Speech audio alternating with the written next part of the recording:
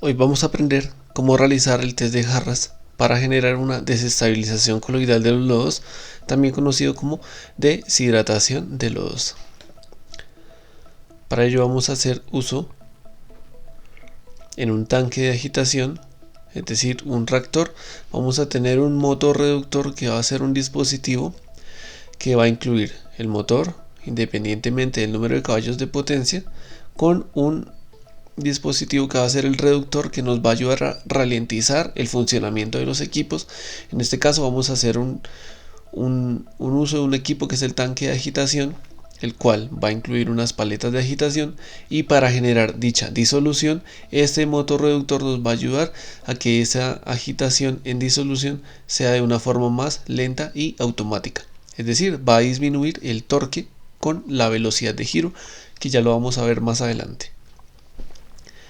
Cuando trabajamos con deshidratación de lodos, vamos a hacer uso de un floculante, sustancia química que va a ser un polímero, en este caso a partir de un compuesto orgánico de las amidas, que va a ser un homopolímero, que va a ser la poliacrilamida, es decir, este polvo de aspecto blanco sólido que nos va a ofrecer el fabricante, que bien nos lo puede ofrecer. La gran mayoría de los floculantes son de alto peso molecular y pueden ser de tipo catiónico o aniónico. Para deshidratación de lodos vamos a hacer uso de un polímero catiónico, que también nos sirve, además de los lodos, para los sistemas DAF de flotación, es decir, flotación por aire disuelto. Por otro lado, también tenemos en cuenta que existen los aniónicos, que son los agentes clarificantes.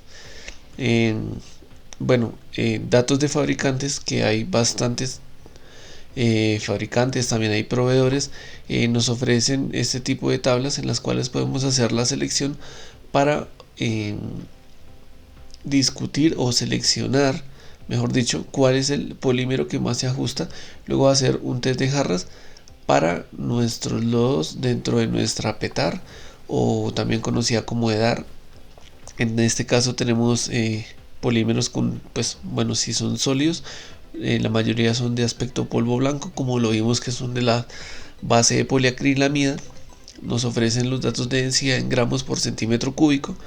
La viscosidad nos la ofrecen, el fabricante tiende a ofrecernos una preparación en medio acuoso, es decir, con agua y en un tanque que puede ser de 500, también puede ser, o de 1000 litros, que es decir, un metro cúbico.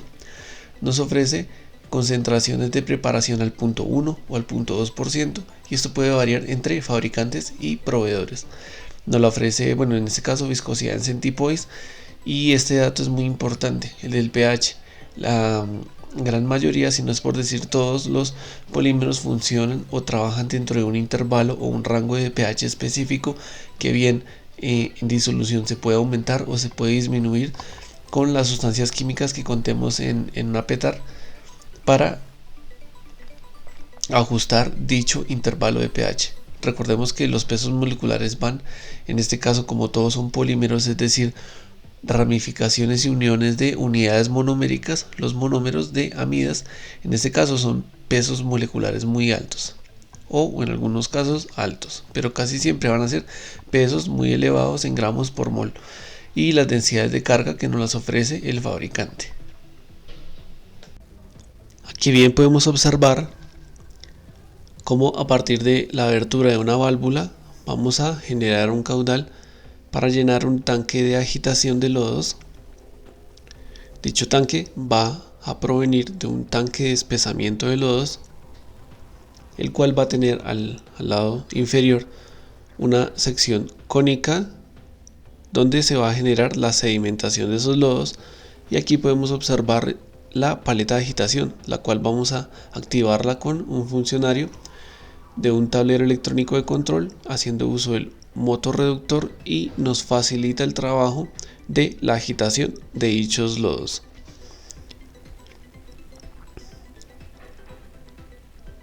Bien, podemos observar que en este momento estos lodos contienen una fase acuosa. Y a partir del uso de recipientes plásticos y vidrio, es decir, de vaso de precipitado o de beaker, y de un recipiente plástico independientemente de la marca, vamos a hacer uso o vamos a tomar una muestra puntual luego de realizar agitación de lodos en el tanque de agitación. Una vez tenemos dicha muestra, vamos a realizar la toma de muestra también para realizar dicho test de jarras de una muestra del polímero o floculante. Este tipo de floculantes se preparan en solución teniendo en cuenta que recordemos que viene en base de poliacrilamida y se preparan en tanques o de 500 litros o de 1000 litros o 1 metro cúbico, y teniendo en cuenta las especificaciones del fabricante o proveedor. En este caso es muy importante hacer uso de los elementos de protección personal, el EPP, para evitar laceraciones o daños al trabajador. Es muy importante determinar que este tipo de soluciones de los polímeros están preparadas por lo general al 0.1 o al 0.2%, o también teniendo en cuenta las condiciones del fabricante. Vamos a hacer uso de un agitador y una jeringa plástica, que bien puede ser de 1 mililitro, para ir observando las fases de desestabilización coloidal. Vamos a tomar ahora una submuestra de esa muestra de lodo que tomamos inicialmente del tanque de agitación y vamos a ir observando. Si bien vemos aquí, todo lo que tenemos hasta el momento es fase acuosa. Lo que buscamos con el polímero es que se generen esos flux dentro de ese pH. Si al ir añadiendo el flux no se va observando dicha desestabilización, es porque o una de dos, tenemos que aumentar o tenemos que disminuir el pH para que ese polímero trabaje en el rango o intervalo que nos está indicando el fabricante. Pero si en este momento que vamos a hacer, vamos a observar, vamos a ver añadiendo gotas hasta completar el mililitro y realizando la agitación, si bien vemos que sí funciona el polímero, no vamos a requerir uso de sonda para verificar el pH. Tal como lo mencionamos, podemos observar el proceso interno que se genera tras la formación del floc con el polímero y el lodo. Ese lodo va a sedimentar en la parte inferior del recipiente y la fase acuosa, es decir, el agua resultante del proceso, va a quedar en la parte superior. Aquí bien vemos que hasta el momento hemos hecho uso de 2 mililitros de floculante para esta pequeña muestra, es decir, para determinar dosis óptima de floculante en solución.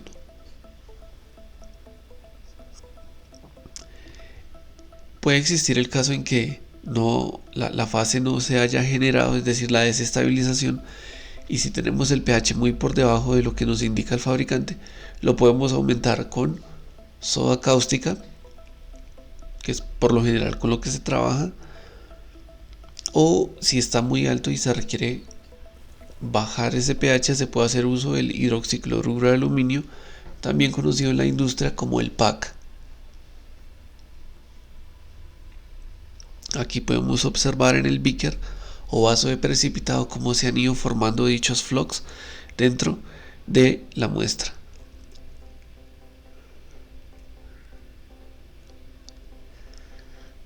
Para verificar un mejor resultado, como estamos haciendo test o análisis en el laboratorio antes de hacerlo a escala, podemos observar, en este momento ya hemos tomado otros 2 mililitros y con este 3 mililitros para observar dicha dosis óptima, y en este caso vamos a determinar que hemos gastado un total de 5 mililitros. Y en ese caso, para evitar desechar por sifón o devolverlo a través de una recirculación de este tipo de lodos, pues vamos a desechar dicho polímero en la muestra inicial, y al final esa muestra con polímero vamos a devolverla es decir, hacerle de nuevo una recirculación al tanque de agitación. Y con ayuda del agitador pues vamos a observar, y como el tamaño es mayor pues vamos a poder ver mejor el resultado de la floculación. Y si bien vemos, ya se han estado formando los flocks, y en la parte superior va a quedar la fase líquida, es decir, el agua, y el lodo se va a sedimentar, que es lo que nos interesa para poder filtroprensar. Aquí tenemos un balde plástico de volumen de 10 litros. Aquí podemos ver cómo estamos devolviendo dicho lodo en vez de disponerlo por un sifón.